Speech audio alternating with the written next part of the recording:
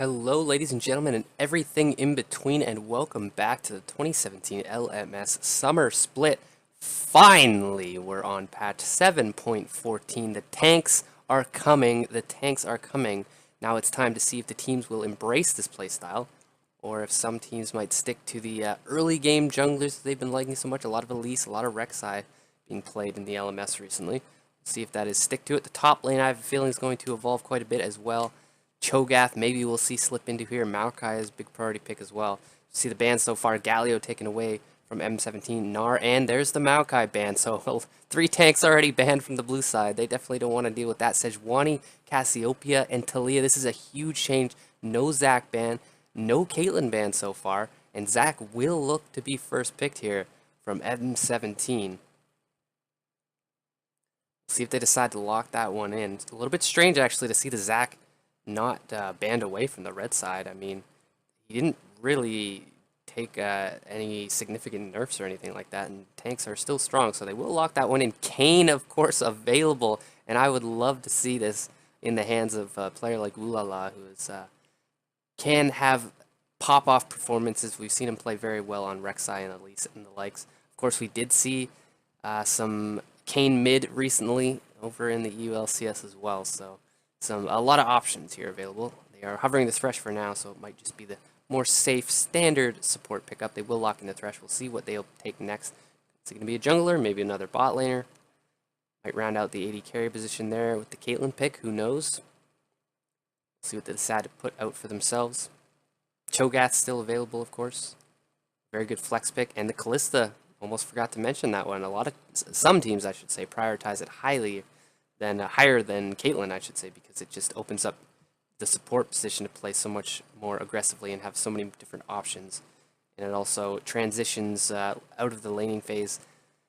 If you have a lead a little bit nicer than the Caitlyn, depending on what playstyle you're going for, of course, Caitlyn is a lot better at sieging still, but Kalista offering a lot for the engage potential.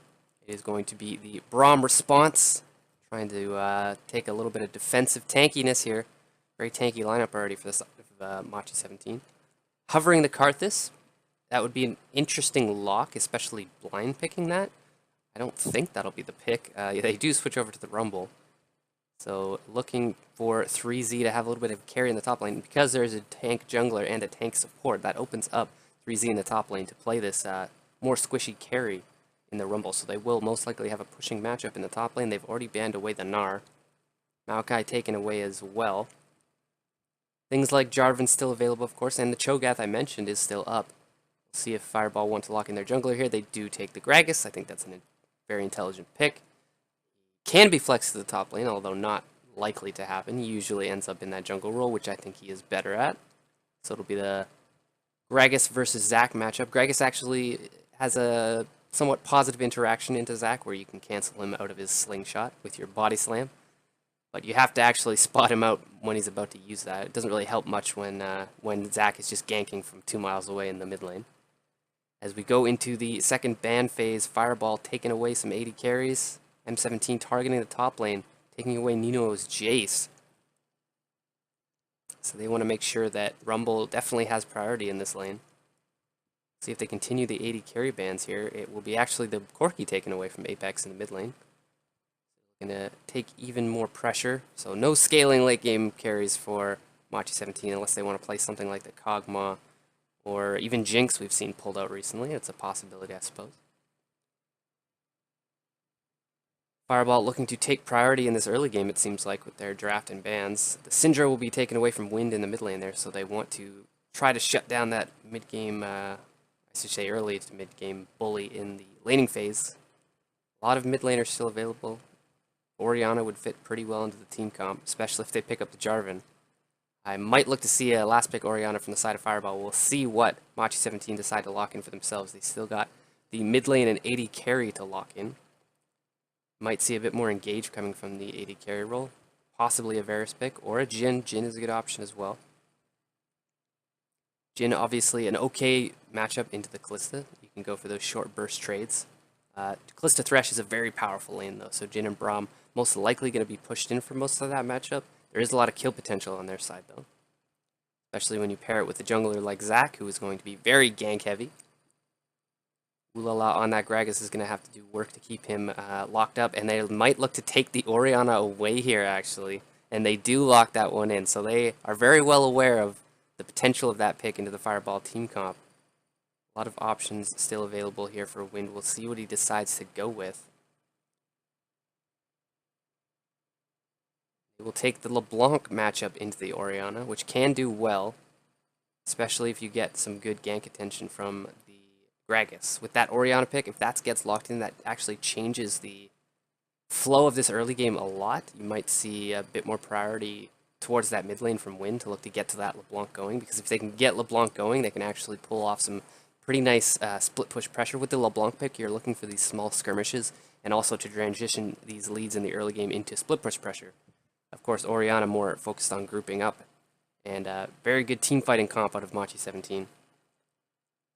Fireball not really lacking in that area as well. It's just a major difference is his mid lane pick right now. Obviously, Oriana offering more in the team fighting situations, but if you're able to get a lead on LeBlanc, like I mentioned, you can actually pull her away from a lot of these situations and look to pull Machi17's team comp apart. We'll see if that is going to be the game plan for Fireball. Go ahead and jump into game here. First series on 7.14. I am very excited. I'm kind of surprised not to see the Cho'Gath being prioritized, but maybe these teams haven't practiced it all too much, not willing to pull it out. Zach got through, though, and that is always interesting to keep an eye on. No Caitlyn priority in this game. Team's looking for a bit more utility in the AD carry position this go-around. Got to give the late game, as far as frontline goes, to the side of Fireball. They have the Jarvan and the Gragas.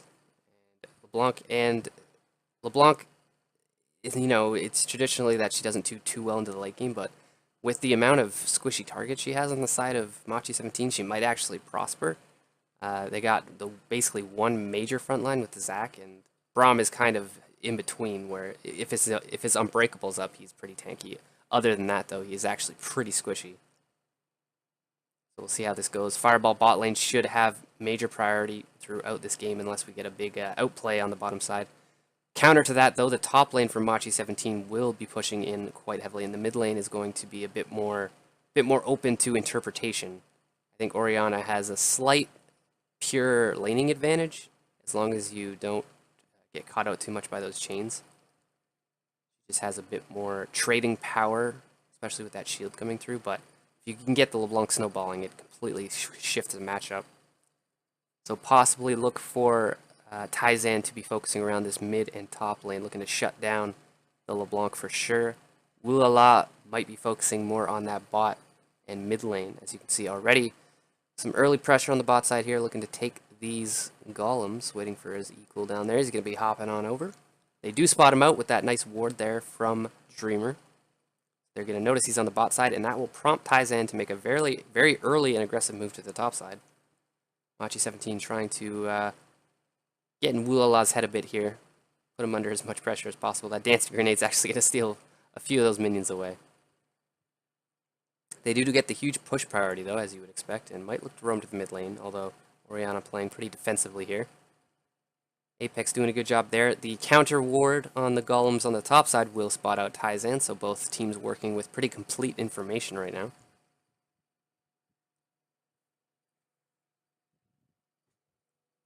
Very interested to see if Machi17 will be able to get this team fighting going. There is some pretty good ball delivery with the Zac-Oriana combo. That's pretty much one of their only options, though, unless we have some sort of Flash Braum situation going on. This is possible. We have seen Flash Braum ults in the past. Could work. I do like the engage tools, however, from Fireball as well. They seem to have a good, healthy mix here. We'll see which of these junglers are able to get their lanes going. Ulala making some early pressure here. Wind taking a healthy amount of damage, though. He's going to have to be careful. Definitely comes out on the losing end of that trade. Taizan going to look to try to turn this aggression around here. Gets the slingshot down, but Apex wasn't close enough to follow up with any damage of his own there, so just going to be pushing them off. TP was taken by the LeBlanc, so she won't actually miss out on too much here. Go ahead and TP back to lane. Won't miss out on too much CS. Nice little early aggression from Ulala trying to get that LeBlanc going, but a little overstepping there. Little desperation coming through. Not going to pay off too much, though. This top lane matchup should be interesting. There's a possibility that Taizan might look to get this Rumble going. If they can shut down Ninuo on that engaged tank champion, they will do a lot in terms of shutting down Fireball's team composition, but there are so many other engage tools that it may just be a little bit of a fruitless effort trying to target that top lane, although there is a lot of kill pressure there with the CC coming from Taizan and the damage coming from 3Z. So it's a possibility. Ninuo has to look out for that one. He already burned by Ninuo, and 3Z managed to save his Wulala, getting caught out a little bit here. The rotation from Orianna will be somewhat cut off there from Wind. Yeah, push advantage, so Wulala will escape with his life. Getting in there for the pressure, has yet to recall, whereas Taizan did, which has a lot of that advantage. Blascone's going to get him away to safety. Taizan thinking about the elastic slingshot over the wall, but cooler heads prevail. Wind getting a nice forward ward there. He's going to have to be careful, though. Taizan is on his flank, and he is pushed pretty far forward. He is LeBlanc, though, so as long as he doesn't use that W twice, he should be fine. He's still got the flash up. Taizan looking to take over this top side for now. Of course, that is the strong pushing side at the moment. The bot side, as you can see for Fireball, is their strong side. They have been permanently shoving into tower here. They know Taizan's on the top side, so they feel very comfortable doing so. Nice early control ward for Apex. He's looking to keep this LeBlanc pushed in. If you can keep tabs on this LeBlanc and keep her hemmed in under tower, you can really stop her any sort of roaming potential or grouping with Wulala, which is where they're trying to get a lot of their advantages. Clone pop there just to get some vision. For the flank, oh my god. Hard to catch somebody off guard with the LeBlanc clone when you are literally on their screen. You can see Wulala coming in here, looking to do a bit of a early red take. I don't think Taizan wants to let this happen, though. There is a push priority in the mid right now for M17, but in the bot lane, it's a very different story. They're looking to catch maybe Wind out here. You can see Taizan positioning just beyond that tower. They will get vision on him right now. They'll steal it over. He might need to be a bit careful. He knows that Thresh is off the map right now. A lot of pings going down. The chains will land onto Apex. He's in a lot of trouble. Double chains land, but Skull wasted his hook. They might still have enough damage. Anyways, he does go down. First blood. Nice elastic slingshot, though, is going to drop them both in. Wulala goes down for the trade kill. Skull also drops 2-1 in favor of Machi, turning around that aggression nicely. And you would think that maybe if Skull was a bit more patient on that hook, they might have been able to finish that kill off faster and not be turned around so nicely, but good job by M17.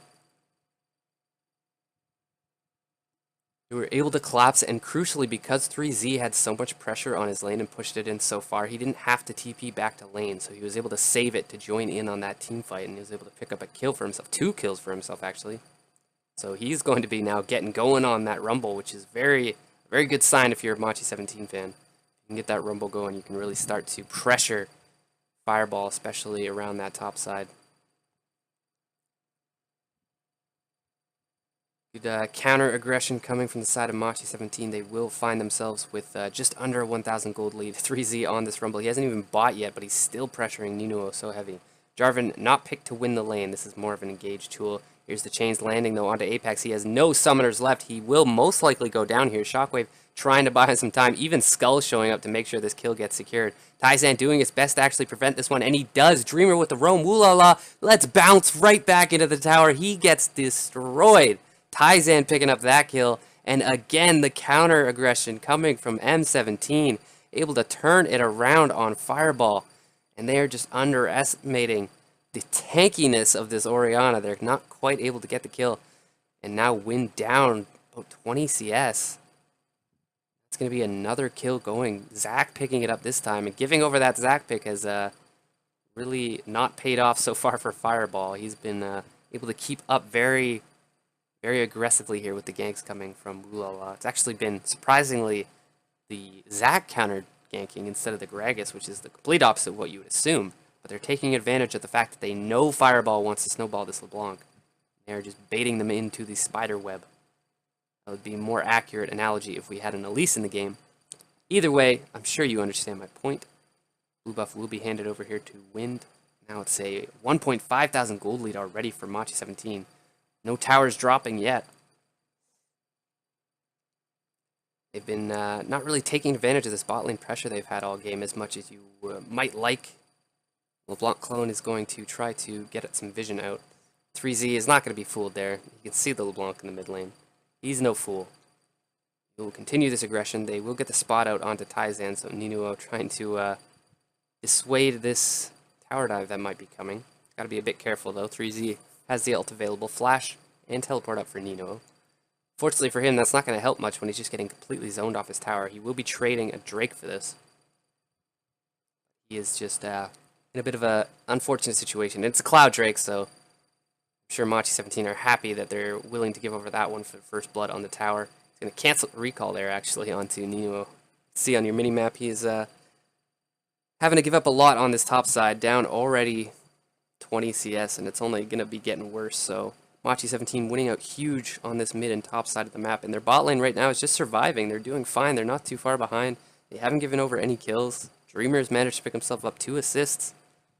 They're just looking to get into these mid-game skirmishes. They can actually end the laning phase. That's going to be really good for them so they can start forcing these fights while they're ahead. Almost a 3,000 gold lead already here after picking up that first blood tower. They are snowballing this game. It's only 11.5 minutes in, and the pause comes out. Fireball seemed to be maybe complaining of not being able to kill anybody. Apex surviving probably when he shouldn't a few times here. With the power of the VOD, we will actually go ahead and skip this pause, thankfully, so we're back into the game. 12 minutes into this one now. M17 with the very comfortable early lead. Wulala struggling so far into this Gragas. Dreamer set up in a nice position. He's going to spot them out. He has the ulti if he wants to turn it around. Taizan also waiting in the wings, looking to grab somebody up here. Lantern is going to be canceled out so far. Will be able to put, let's bounce, jumps back. He flashes away and gets away for now. Apex dropping pretty low on that Orianna. Curtain call opens up. He's looking for the snipe. He gets it. First shot, one kill is all the Jhin needs.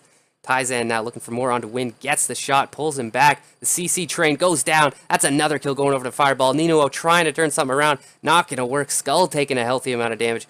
He has to be very careful. M17 with even more kills. 5-1 now up. Gold lead just getting bigger by the second. And now they're pressuring the mid tower. And again, it's M17 positioning very nicely to take advantage. That I would like to say that's taking advantage of aggression, but it was just Fireball trying to get wards, but they didn't respect where Dreamer could have been. It was a pretty easy collapse, honestly. They were able to get the pick onto Wulala. Nice curtain call. Be able to finish off that kill. Either way, though, it was a one trade for Machi, even if they didn't pick up the kill. This helps even more that they managed to grab that one up for themselves. Taizan can be grabbing his red buff here. Continuing on his merry way. Meanwhile, on the top side, maybe have a little bit of a flank onto 3Z. He's got flash up, but he's pretty deep. Here comes the roam from Skull as well. That's going to knock him back into position. Flay goes forward. Wulala has to be a bit careful. He doesn't give over the trade kill. 3Z just doing his best to show his dance moves. Looking for a kill, actually, onto Skull. Forces the flash. Cataclysm does not quite land. He flashes away. Are you kidding me? Is he going to get away from this situation? Nino with the flag and drag. One more auto should do the trick. Scrap shield comes through. He's trying to buy him some enough time. Not going to work. A valiant effort. And what seemed like a million years, they finally get the kill. Unfortunately for them, on the bottom side, Enz is going to get absolutely obliterated. TP canceled from LeBlanc. She knows that's not a good idea. They're going to give up a kill and a tower on the bot side for just one measly kill on the top side, which they were barely able to get. Fireball not making the right decisions here, as you can see. We go all the way back to this replay. This is where they catch out Wulala. Nice Braum ult to buy some time. Let's bounce back. He's forced to flash. Does manage to avoid the shockwave, but they did enough damage. Curtain Call was able to finish off the kill. Whoop-pow! Doesn't have any way to dodge that one. That was when they were able to put the pressure onto the mid lane tower as well. Wind also getting dragged up here. CC chain comes through. The slingshot into the deadly flourish and the Braum passive to really lock him up, just to make sure. So that's 2 towers to 1 now. They were able to finally pick up the tower in the top lane. Ends, unfortunately, though, no summoners. He's going to get locked up for about an eternity here, and he will go down for a second time in what seems like about a minute. Unfortunately for the Kalista, she is suffering here. The bottom lane push will continue. Taizan a little low, so they're going to call off the dogs. Recalls coming through here for M17. Looking pretty brutal here. Already a 5,000 gold lead, just 15 minutes in. 7-2 in kills. They were able to pick up a tower in the top lane. It was Fireball, but unfortunately they traded another tower and another kill in the bottom side. M17 feeling very good about this game, especially with a team composition like this, which wants to end the laning phase early and get into these skirmishes. That is exactly what they are doing. They want to force these team fights. They got a Mountain Drake spawning in about a minute, which they will very much like to grab up for themselves. Wind on this LeBlanc struggling so far. Looked like a somewhat promising early game with the early gank from Ulala, able to burn the summoners. Just slightly over-aggressed onto Apex, who was able to survive 2 crucial ganks and turn it around. Mid tower almost going to go down. Wind being caught out a little bit. Taizan providing the CC is going to scare off the LeBlanc. M17 grouping up here. This is exactly what they want. TP not quite up yet from 3Z, so they're going to have to hold the aggression for a moment while he makes his way down here. Fireball trying to defend this mid lane tower, but it's so low they might just want to give it up, or else the dive probably will come through here. Taizan looking for the elastic slingshot, does not quite land it, but does nicely to zone them off. They will give up that tower. 3-1 now. All outers dropped. And this is really where M17 can start to look to snowball this game. They can look to get in here, drop the vision down, and start to look for these picks. It will be the Rift Herald for now, so they can look to apply even more pressure on these towers after they pick this one up for themselves.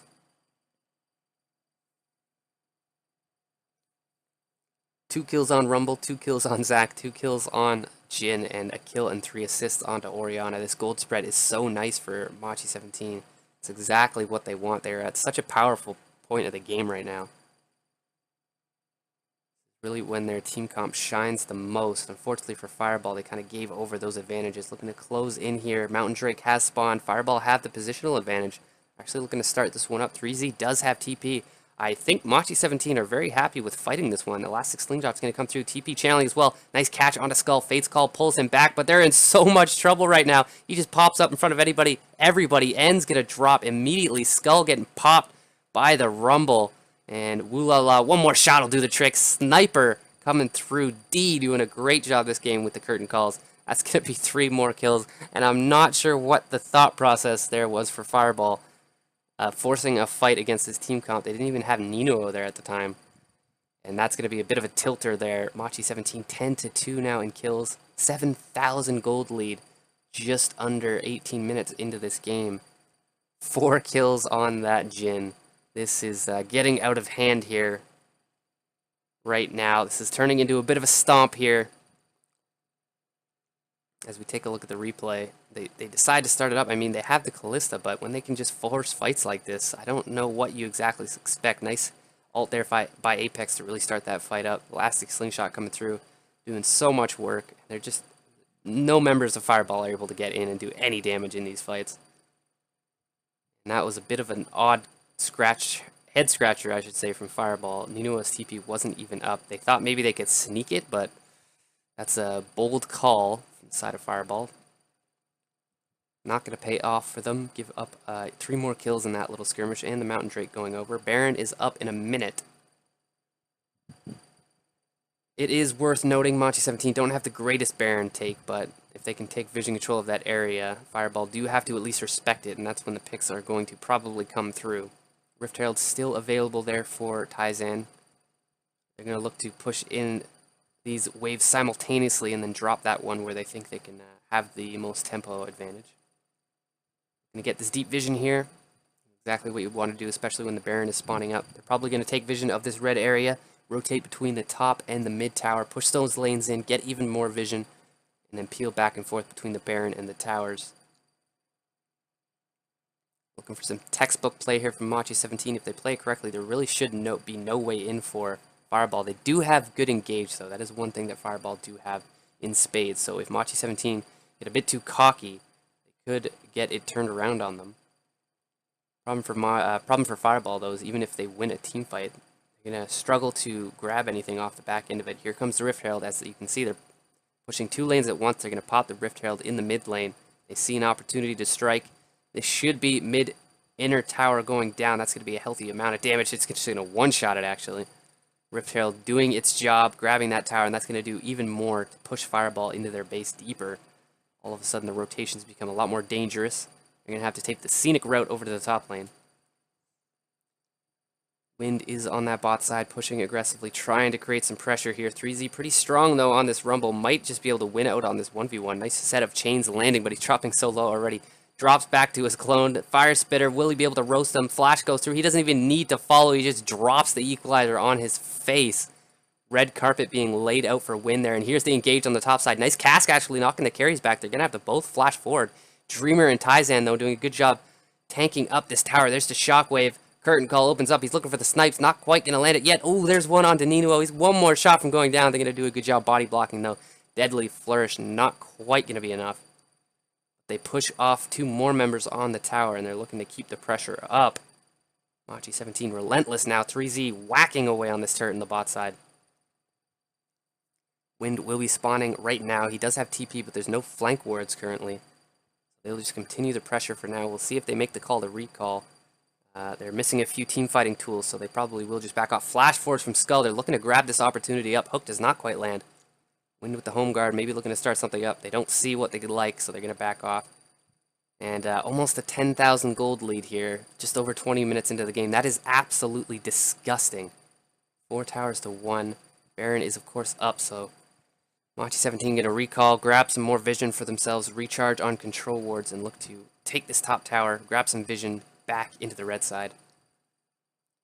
TP's up for both top laners. Wind, of course, just used his TP, so he won't have that one. He's going to have to hang around his team a little more, which is why Ninuo has gone back to the bot side. They may actually look to catch out 3Z here with the double rotation bot lane. He does have Zonias, though, so it's going to be a bit of an ask. And if they do send too much pressure bottom, that means the Baron start is going to come from M17. Wind will decide better of it and back off, head back to the mid lane. He's going to pop that vision plant. See if he's spotted out. He's going to be okay for now. As you can see, 3Z, of course, way ahead of this Jarvan, but he has to play carefully because they do not have vision on the LeBlanc. And haven't for a while now. They will see her in the mid lane, and when they do, you'll start to see him push forward. Feels confident here. M17 taking control of this red side jungle. They are definitely not afraid to put their best foot forward here. Got a pretty good tank lineup right now in the mid game with the Zac and Braum. Elastic Slingshot's going to be spotted out. They're looking to slowly chunk away this top tower, turn around onto the Baron when necessary. Ninuo actually looking for a bit of aggression. LeBlanc has roamed down here. Cataclysm goes down. He's waiting for Wind on that LeBlanc to come through. Here he goes over the wall. They should be able to pick up this kill. Question is, will they lose anything off of it? 3Z going to dodge out the knockout, drops the equalizer, trying to zone himself. I don't think it's going to buy him quite enough time. He will go down here soon enough. Q comes through. That's Ninuo picking up the kill onto the top side. They will give up enough pressure, though. This top lane tower should go down. Rotations coming through from M17. So again, it's a kill, but it's a kill for a tower. And that is not worth it when you're Fireball.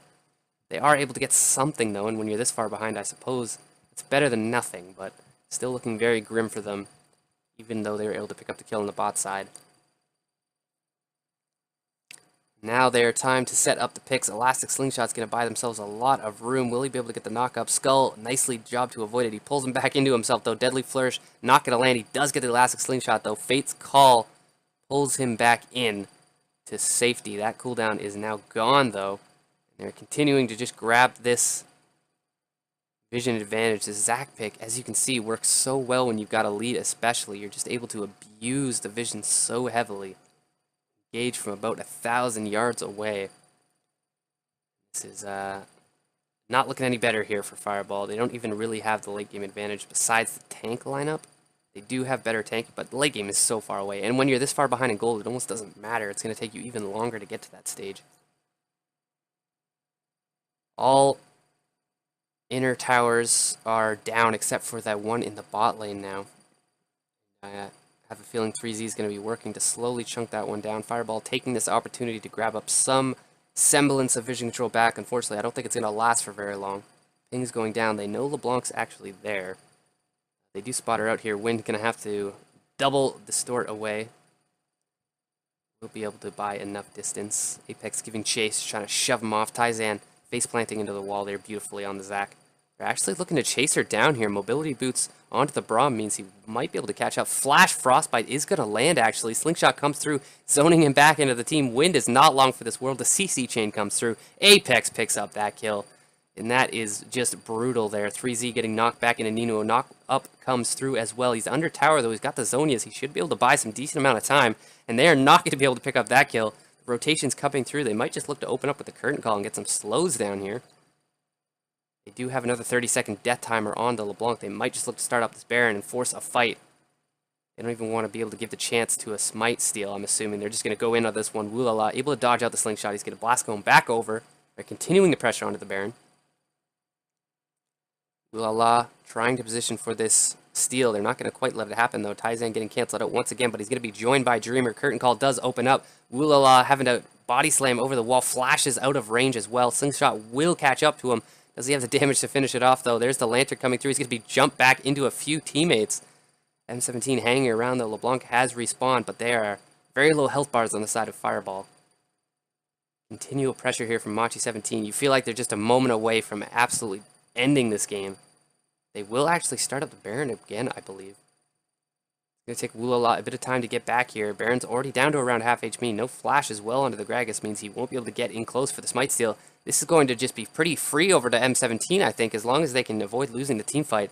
They are going to pick up a free Baron. Wind probably going to be hopping over that wall, looking to see if he can find anything, but as long as Machi stay grouped up, they should have nothing to worry about. And that is a 26.5-minute Baron buff, 12-3 in kills, 10,000 gold lead here. Fireball should be able to grab up this mid tower, and that is going to be their third tower of the game, which is, it's something, at least. They're able to knock down all the outer towers, so that is a moral victory. Fortunately, now the Baron buff is on Machi 17. They should just be able to push these towers in. They got a big minion wave on the bottom side. They might look just to meet up with. They're looking to try to cancel these recalls. Blast Cone will get ends to safety for now. And they're just going to look to push in. Looks like they're going 2 lanes at once right now. Taizan looking to scare them off even further. A lot of tools to cancel the Zac slingshot. Unfortunately, they aren't quite able to use them to full effectiveness. It will just be the mid lane. And they're so far ahead, they're just going to muscle their way in here. Slingshot, will it land? He pulls him back. Deadly Flourish going to be flashed away from him. He's still in a world of trouble, though. Ends on about 1 HP. Will manage to escape for now. Taizan looking for the elastic slingshot execution. He's got somebody to pull him back to. Will they have the damage? Curtain call is not going to do it. It is actually the equalizer that finishes him up. And that's going to be Ninuo going back onto the re-engage. Taizan still has his passive. I don't think he's had that popped all game, actually. That's the mid lane inhibitor going down. First one of the game, base broken open. And they are showing no signs of slowing down. They don't want any towers. They're going straight for the Nexus. Slingshot coming in just to do a bit of zoning work. He knows he has the passive available. They're looking for kills here.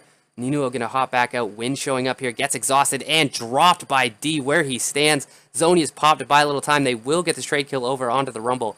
But that's pretty much all they're getting for now. Deadly Flourish is going to land onto Woolala. He's going to be able to get out for now, but Nexus exposed. It's only going to be a matter of time here. All they need to do is focus it down. Ends is going to be taken out by Taizan, but that Nexus is dropping slowly but surely. The reload comes in from D. He should have the final shot here, and that is game 1. Going over to Machi 17 decisively, absolutely stomping them in game 1. There are going to be some, need to be some major changes out of Fireball in game 2. Especially in that early game, you can't give over that big of an advantage. A little too much over-aggression. They telegraph their play a little bit too much there. Machi 17, especially with that Zac pick, we're able to turn it around very nicely. Very interested to see if that Zac's going to go through in game 2. I have a feeling not, but we will find out very soon.